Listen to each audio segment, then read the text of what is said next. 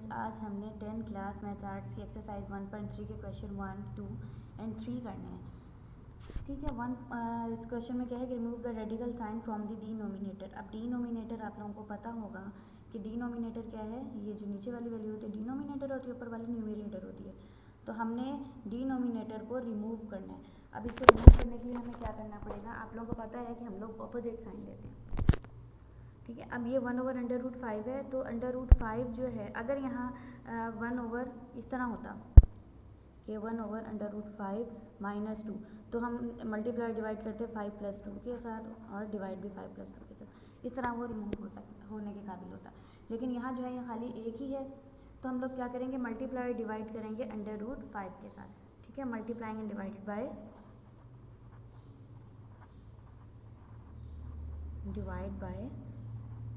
√5। ठीक है। अब ये क्या हो जाएगा, 1/√5 multiplied by √5 and divided by √5। ये इसके साथ मल्टीप्लाई हो जाएगा √5 और ये √5 का स्क्वायर हो गया। ठीक है। ये इसके साथ कैंसिल आउट हो जाएगा √5/5।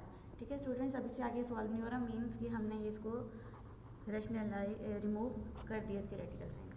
ठीक है। अब ये जो इसके बाकी क्वेश्चन हैं वो बिल्कुल इसी तरीके से आप लोग सेकंड और थर्ड। अब जो स्टूडेंट्स ये सेकंड क्वेश्चन है, इसमें सिंप्लीफाई द एक्सप्रेशन। हमने इन सबको, इस पूरे सेकंड पार्ट को हमने सिंप्लीफाई करना है। इसको सिंप्लीफाई हम किस तरह करेंगे कि √2 + √8 है। ठीक है। अब हम इसको, अच्छा पहले तो ये रूल है कि सोल्यूशन लिखे हम इसको विदाउट इक्वल के साइन के हम इसको क्वेश्चन को एज इट इज उतारते हैं। फिर सेकंड स्टेप से जब हम सॉल्व करना शुरू करते हैं तो उसको हम इक्वल का साइन डालते हैं। अब √2 एज इट इज़, क्योंकि आगे सॉल्व नहीं हो रहा, प्लस अब 8 है, तो अगर हम 8 की फैक्टराइजेशन करेंगे तो 2 × 2 = 4, 4 × 2 = 8 आ जाएगा। ठीक है। यहाँ तक आपको समझ आ गया। अब √2 एज इट इज़, प्लस हमने जो है स्क्वायर रूट हमने जो है उसकी √रूट की पावर देखनी होती है, उतनी हम उसकी पेयरिंग करते हैं। इसका मकसद क्यों होते हैं उसी √रूट की जो पावर के इक्वल पेयरिंग करने का, ताकि वो उसके साथ कैंसिल आउट हो सके। अब इसकी पावर 2 है तो हम 2 की पेयरिंग करेंगे, 2 स्क्वायर और 2 खाली बचा। ठीक है। अब ये इसके साथ कैंसिल आउट हो जाएगा √2 + 2 एज इट इज़, और ये कैंसिल नहीं हुआ, ये इस तरह आ गया। अब इन दोनों में से क्या चीज़ कॉमन है, √2 इन दोनों में कॉमन है, तो यहाँ 1 रह गया। देखिए √2 कॉमन आ गया, यहाँ खाली कुछ नहीं था तो 1 हमने कॉमन लिया, +2। 1 कॉमन क्यों लिया, क्योंकि यहाँ 1 था ना, 2 1 ज़। अब यहाँ तक आप लोगों को समझ आ गई। अब क्या करेंगे, √2 1 + 2 3, तो ये इस तरह हो जाएगा 3/√2। ठीक है। अब स्टूडेंट्स जो बाकी क्वेश्चन हैं इसके आप लोग खुद करके देखें, वो बिल्कुल इसी तरीके से जिस तरह हमने ये सेकंड क्वेश्चन का फर्स्ट पार्ट किया। अब जो है हम इसका थर्ड करेंगे। इसमें है कि rationalise the denominators of the following. अब ये जो है इन सबको डिनोमिनेटर्स, ये 4 - √5, ये सारे जो डिनोमिनेटर हैं इनको हमने रैशनलाइज करना है। ये वाला जो पार्ट है ये बिल्कुल 1 पार्ट की तरह है। ठीक है। अब इसमें फ़र्क क्या है, क्योंकि यहाँ ये तो सिंगल वैल्यू थी, लेकिन यहाँ जो है वो प्लस या माइनस डाल के और भी वैल्यूज़ हो रही आती है। तो मैं आपको इसलिए यहाँ से ये क्वेश्चन ये करा देती हूँ। अब इसका थर्ड है, हमने इसको रैशनलाइज करना डिनोमिनेटर को, तो ये हो जाएगा 1/√3 + 2। ठीक है। अब 1/√3 + 2 ये है इस तरह है, ये 1/√3 + 2। ठीक है।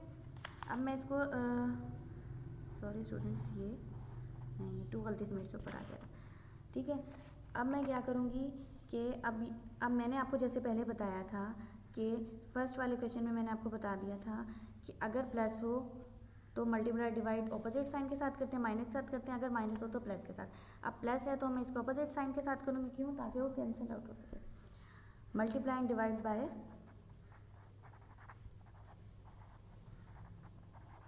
√3 - 2।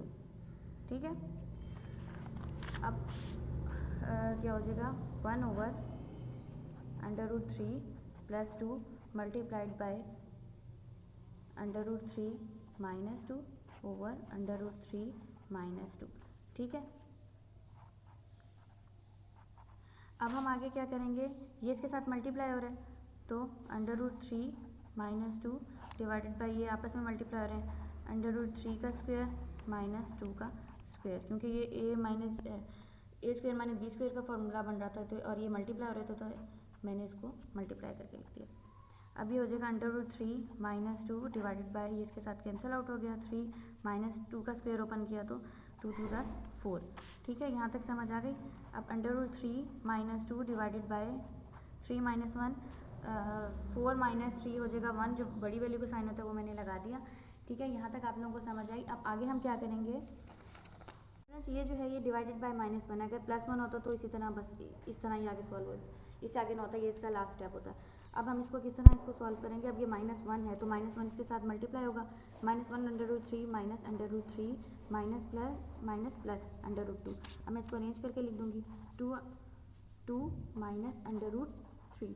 ठीक है, अब इससे आगे सॉल्व नहीं हो रहा स्टूडेंट्स, बाकी इट मीन्स कि इसका आंसर है, और जो बाकी इसके पार्ट्स हैं वो आप पार्ट्स बाकी खुद करके देखेंगे, क्योंकि इसका सेम सोल्यूशन है, एज इट इज़ वो सॉल्व होंगे। आई होप आप लोग करके देख लेंगे। Thank you.